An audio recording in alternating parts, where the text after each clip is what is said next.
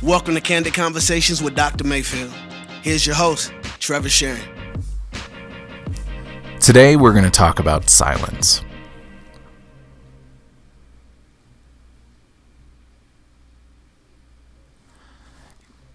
You're probably falling into one of two spaces right now. You're either freaking out, trying to find out why your radio went silent, why your headphones disconnected or whatever, or you felt profoundly uncomfortable. And I think that's the common experience most of us have when it comes to silence. It is a very uncomfortable space. And so Dr. Mayfield and I wanted to talk a little bit about why it's uncomfortable and whether or not it's something that we should be investing in or actively avoiding. Dr. Mayfield, what are your thoughts on silence? I think it's really important. In a lot of ways, it's almost foundational for our lives, and yet we try really, really hard to avoid it. And I was just thinking the other day, you and I spent a lot of time in the car together as we were driving up to do a training in northern Wyoming, and we had a lot of silence, but it was not uncomfortable. And I was going through as I was preparing for this podcast, going, okay, why was it not uncomfortable? Well, it wasn't uncomfortable, one, because we're counselors and we've learned to be comfortable with silence. We've embraced it. Right. But two, I know you, I respect you, we're friends, and so I'm not concerned about that silence that you're thinking, okay, Mark is this, Mark is that, what's going on? We're just comfortable with each other in that silence. Right. My question for our listeners is, how comfortable are you when things go quiet? Mm-hmm. And I would guess that the majority of our listeners do everything they can to avoid silence. And the question is, why? Are we afraid of what our thoughts might bring up? Or I don't know. What do you think? Well, I know that my experience a lot of the time with silence, especially like if I come home, my wife's not home yet, and I'm just doing dishes or cleaning or something, I feel this strong need for noise, because otherwise my brain will just go and go and go and go. And I've got so much that maybe I've been ignoring, maybe I've been putting off, or things that I know I should actively be thinking about, but that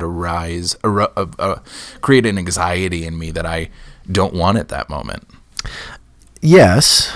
I think that's huge for a lot of us, is that we don't want to be left with our thoughts. But I'm also thinking about, we don't know how to control that. I mean, I am just amazed at the studies I've done with, Buddhist monks in, the Himalayas, or, in different parts of Asia. And studies actually show, and some of the textbooks that I've read and some of the books that I'm reading show, that by them being in silence and controlling their thoughts, they've actually strengthened their emotional regulation. They've strengthened that part of the brain, the anterior cingulate, that goes from the emotional reactivity piece to their frontal cortex. And so now they're more emotionally in tune to themselves. They're emotionally in tune to the world around them and to others. And it's almost a strengthening piece, and silence has a purpose. As counselors, we use silence purposefully, right, in our sessions, and I think it just to see what it does to the individual that's there, but also to not always fill that void with stuff. Well, and I was just reading a study in the Journal of Brain Structure and Function. They were trying to study how various types of noises affect the brain, and they were using silence as their control. But what they found was that silence was actually one of the more interesting ones, because for individuals who spent 2 hours every day in silence, they started generating new brain cells in their hippocampus, which is for memory and emotions and new learning. And it was far different from the other noises. And so actually silence was the one that developed new cells, developed the brain more than some of these other noises like classical music. I think it's very important. And I've been more intentional nowadays about not jumping in the car and driving and not throwing on the music or a podcast. People that are listening, still listen to our podcast. Yeah, don't turn this off yet. Don't turn this off yet. But getting into that rhythm of I don't have to always have something in the background. Right. And I sit with my silence. Yeah. And it's amazing what comes up. A lot of times I am able to foster an attitude of gratitude, even though that's kind of a cheesy saying, but it's, as I'm with my silence, I'm beginning to be, to think about the things that I've not thought about in a while. I think it's just this idea of creating a space. Right.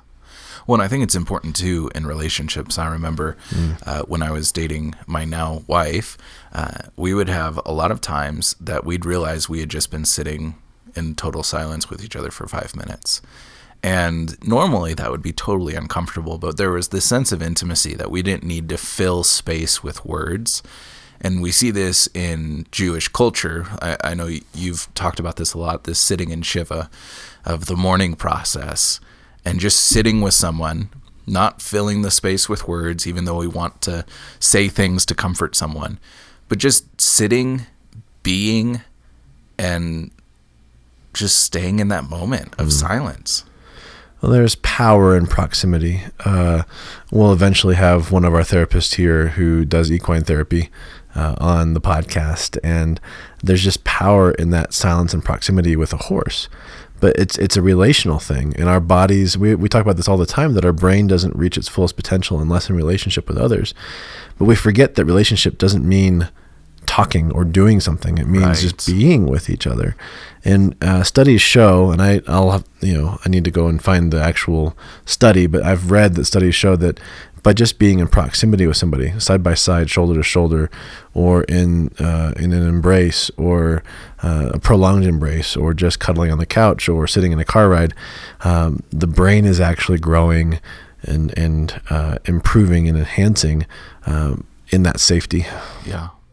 And I think I want to touch on this real briefly, this uncomfortability with silence, especially when it comes to somebody who is hurting. I think oftentimes we see somebody who's crying and our reaction is to say, it's okay, here's a tissue, right? It's okay. But in conversations that I've had with therapists, that's not always the best thing to do. Do you want to elaborate on that just a little bit? Well, let's think about why silence makes us uncomfortable first. Silence makes us uncomfortable, like we talked about, because we shared this idea that we get into our thoughts. But I also would be remiss not to say that silence makes us uncomfortable because now we're more in tune to our body and the things that are going around with us. Mm-hmm. The more emotionally intelligent you are, the easier it is for you to be with silence. Why?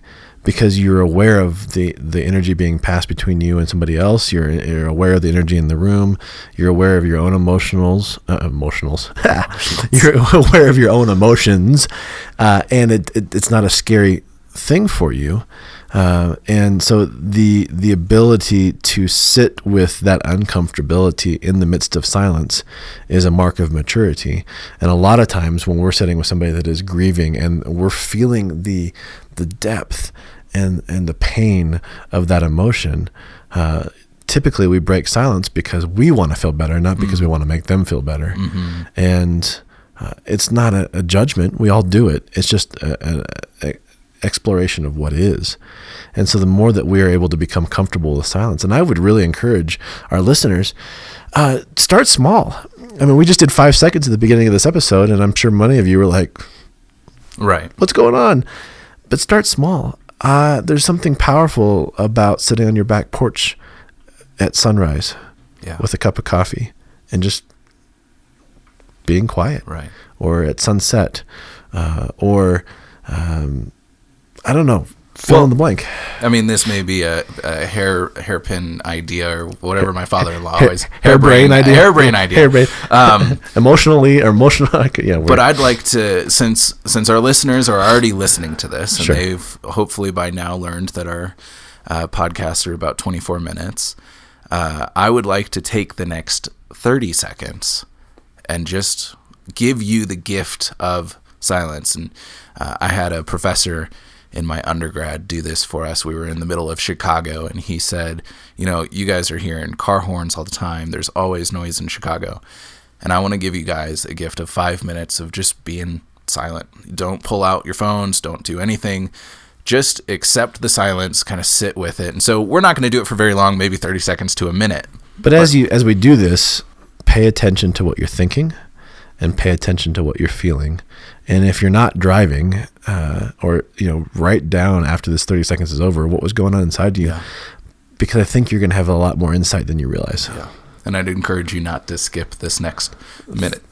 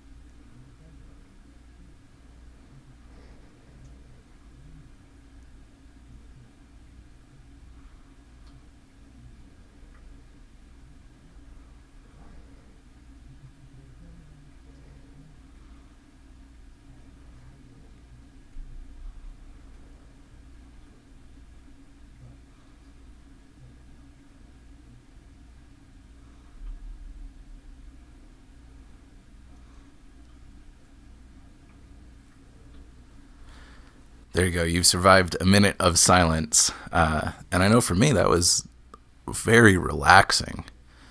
What was your experience, Dr. Mayfield? It was peaceful. It wasn't long enough, to be honest. And I'm sure that is mostly because we've experienced silence in longer spouts. But I think it's important for our listeners just to recognize how little space we make for silence. And not only is it good for your brain, but I think it's just so good for our hearts to be able to feel and to think of the things that we've been either inactive or actively ignoring. Mm-hmm. And I think the biggest factor in this is practice. It might feel a little bit forced, but if we have gotten so used to not having silence in our lives, we need to learn to implement it in small bite-sized chunks. Yeah. But the way that we get better at something is we practice it. Yeah. And so I would really encourage our listeners to set some time aside every day for that silence. If a minute's all you can handle, then do a minute. Right. But you'll find that as you have a minute and you're able to bring your thoughts under control and really pay attention to what you're feeling and just experiencing what's going on around you, it'll be interesting for you just kind of to chart that. And we do something I like to have you, Trevor, kind of explain a little bit that might help people get into that silent piece is that 5, 4, 3, 2, 1. Yeah, absolutely. Because I think it's really important when I'm out in my back patio and I'm being silent. It's not that I'm not listening to things. I'm listening for the meadowlark right. or the robin or the bird or the things that are going on around me, and it grounds me. And I think that's one big piece about silence is it grounds you to the here and now. Well, and I think it sounds a lot like meditation too, which we'll get into in just a moment. But the 5, 4, 3, 2, 1 activity is a grounding activity specifically for, very effective with anxiety, but everything else as well. And it's just saying, okay, what are 5 things right now that I can see? And focusing on them. I can see the microphone in front of me, the computer with the recording, the lampshade, those things. And then 4 things that you can hear. And that might take a little work. You might have to snap your fingers. But if you're outside, it shouldn't be too difficult to find 4 things. And then you find 3 things that you can smell. Just trying to find the different scents around you. And you may have to move around to find those as well. And then I think I missed one. I think it's 3 things that you can touch. And then 2 things that you can smell. So 3 things that you can touch, whether that's your jeans, the chair you're sitting in, glasses, whatever. And then 2 things that you can smell. And then finally 1 thing that you can taste. And so that could be just the taste of your own mouth or gum or whatever. But it's a grounding activity that really does help with having you stay in touch with where you are at that moment. And as we're talking, like I said previously, this sounds a lot like meditation, and I know that Dr. Mayfield, you've been reading a book on meditation in the brain and found some interesting things that came out of that. Well, yeah, I mentioned it briefly just earlier in this podcast of the fact that this book, God Changes Your Brain by Andrew Newberg, really studies the fact of meditation improves our emotional intelligence by the linkage of the emotional brain to the thinking brain through the anterior cingulate. And he has a brain scan, shows this guy that he suggested just repeat this Buddhist meditation for 8 minutes every day. And over the course of 8 weeks, the strengthening of the anterior cingulate grew and grew and grew. And what we found is we're more aware of our surroundings, we're more aware of our emotional states, and we're aware of the emotional states of those around us. We're able to calm down better after an emotional upset. There's a lot of benefits. So for those that are listening, whatever faith that you ascribe to, whether it be a Christian or a Buddhist or just no faith at all, there's power in just that guided imagery and that meditation. It can be through prayer, it could be through scripture memory, it could be through just sitting and listening and being like the 5-4-3-2 is a really is an amazing tool to get us grounded to the here and now. And there are other apps. Headspace is an app that I've used before. Stop, Breathe, and Think is an app that I use. And it's super helpful if you're trying to go to bed, right? Because it will help put you to sleep. But I think it's also so important as we go through our lives. I think we get caught up in the busyness and we get caught up in the speed of things. And it's far too easy for us to jump from one thing to another, to another, to another. Wake up in the morning, go to work, come back, do all the chores, and then go to bed. Rinse, wash, and repeat. And what meditation does, what silence does, it kind of acts like a pause button. It gives us that moment to look around us and say, oh, that was a really enjoyable thing that I just did. And I'm really looking forward to what's about to come. And we're able to be more present in those things and live a life that I would argue is more vibrant and more exciting because you're making time for something that seems dull and boring. And what silence does too in that sense is it makes you more in tune to who you are. We talk about this in therapy all the time. What would it look like to become old friends with your emotions? But how well do we know ourselves? Yeah. And the silence piece that we become, we begin to know ourselves better because we can't hide from it. One last activity that I think is incredibly powerful, especially for anyone who is in relationship, whether that is romantic or you're trying to be more intentional with your children or your friends, is to sit across from that individual and for 3 minutes, which sounds like eternity, you sit in silence and you just look at each other in the eyes. And there's going to be giggling, there's going to be uncomfortability, there's going to be just the awkwardness. And we've talked before, the average person spends 30 seconds making eye contact with everybody a day. And so to be able to spend 3 whole minutes looking into somebody's eyes is such a deep and meaningful activity that spouses, moms and daughters and son, whatever, can really get impact from, because you're seeing into the person and you're allowing yourself just to be present Absolutely with them. I think that's great, Trevor. And just to remind our listeners too, we want you to better yourselves. That's the whole reason we're doing these podcasts, is to engage in conversations, to look inward, to grow. And we want to hear from you. And so if you are trying this and you want to share a story with us, please feel free to email us at candid@mayfieldcounseling.com. You can also reach out to us on our Facebook page, which is CC with DM or Candid Conversations with Dr. Mayfield. You should be able to find it there as well. But let us know how it goes. Let us know what you've learned about yourself. And this is episode, we're in the upper 20s in our episodes now, and we just want to know, how is this impacting you? And we'd love to share stories on future podcasts. Yeah. So go forward today. Enjoy some silence. Maybe you won't enjoy it today, but hopefully you will enjoy it with time and you find the ability to be present in your life more than you did before. Thanks for joining us. Thank you for joining Candid Conversations. If you would like more information, go to mayfieldcounseling.com/Candid Conversations and check out our Facebook page, Candid Conversations with Dr. Mayfield.